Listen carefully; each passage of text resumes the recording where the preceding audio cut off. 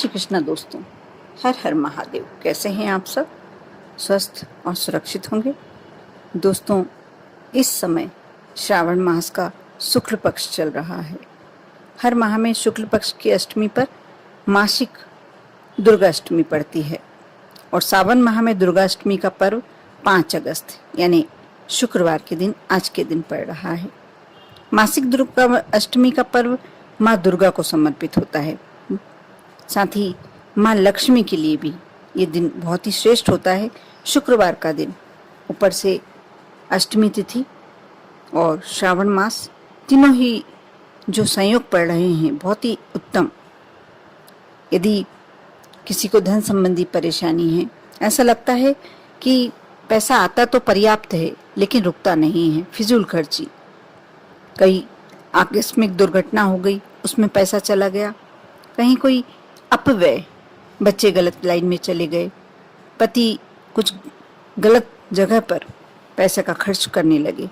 ऐसे में पैसा घर आते आते ही आधा होकर आता है। जब सैलरी मिलती है, आप घर में आते समय देखते हैं उसे और आधी हो जाती है। कैसे आप पूरा माह का खर्च चलाएंगे?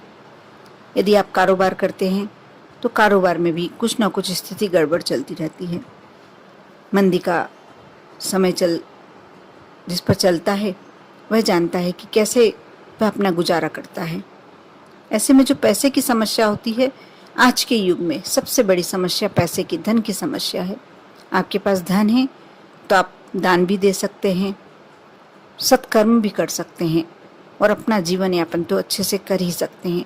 अपने बच्चों की इच्छाएं, अपने जीवन की स्तर सारों में सुधार ला सकते हैं और पैसा होना बहुत ज़रूरी है। इसके साथ साथ इंसान की बहुत सारी मनोकामनाएं ऐसी होती हैं जो पूरी नहीं हो पाती और कोशिश करने के बाद भी प्रयत्न हम पूरा करते हैं कि हम ये इच्छा लेकर चल रहे हैं, हमारी इच्छा पूरी होनी ही चाहिए, हम उसके लिए प्रयत्न भी कर रहे हैं लेकिन नहीं हो पाती। कई लोग कड़ी मेहनत के बाद भी धन हानि से परेशान रहते हैं। धन हानि के कई कारण हो सकते हैं। धार्मिक मान्यताओं के अनुसार माँ लक्ष्मी धन की देवी है और माँ लक्ष्मी की कृपा से आर्थिक समस्याओं से छुटकारा मिल सकता है। धन हानि को दूर करने के लिए माँ लक्ष्मी की आराधना करनी चाहिए और यदि माँ लक्ष्मी जिस पर प्रसन्न हो जाए उसे मनोवांछित फल देती हैं। माँ लक्ष्मी को प्रसन्न करने के लिए मासिक दुर्गा अष्टमी के दिन नियम से आप शाम की समय, यदि हर अष्टमी पे करते हैं तो बहुत ही श्रेष्ठ है, लेकिन इस अष्टमी पे तो करना बहुत ही ज़्यादा फलदायक होगा क्योंकि शुक्रवार का दिन, अष्टमी तिथि और साथ ही श्रावण मास, तीनों का एक उत्तम फल प्राप्त होता है। जैसा कि मैंने पहले भी अपने वीडियो में बताया कि माँ लक्ष्मी को खीर अत्यंत प्रिय होती है। उसमें यदि आप थोड़ी सी केसर डाल देते हैं तो आप खीर में शक्कर की जगह मिश्री का प्रयोग करें और माँ लक्ष्मी को समर्पित करें। शाम के समय भोग लगाएं। अब मैं जो उपाय बताने जा रही हूँ, ये तो मैंने पहले भी बता चुकी हूँ कि खीर का भोग माँ को लगाना चाहिए। आप शाम के समय एक लाल रंग का गुलाब का पुष्प ले लें, उसमें थोड़ा सा कपूर रखें और उस कपूर को जलाकर माँ लक्ष्मी जी की आरती करें। उसके बाद जब कपूर पूरी तरीके से जल जाए, गुलाब के पुष्प में रखा हुआ, आपको गुलाब के पुष्प में ही कपूर रखकर कपूर की एक टिकिया रख दें और जलाना है।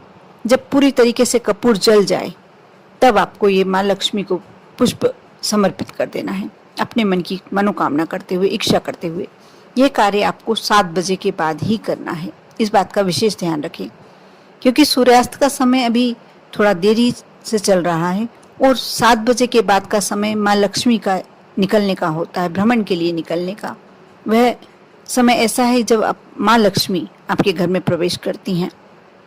आप जब कपूर की टिकिया जलाकर और गुलाब के पुष्प में रखकर, आप जब गुलाब का पुष्प वैसे भी माँ लक्ष्मी को अति प्रिय होता है और कपूर भी माँ लक्ष्मी का प्रिय, क्योंकि जितनी भी खुशबूदार चीज़ें होती हैं कहते हैं कि माँ लक्ष्मी को अति प्रिय होती है। जब आप यह कार्य करते हैं, लेकिन इस बात का आपको ध्यान रखना है कि ये एक दिन करने से आपको इसका इतना ज़्यादा फायदा नहीं मिलेगा।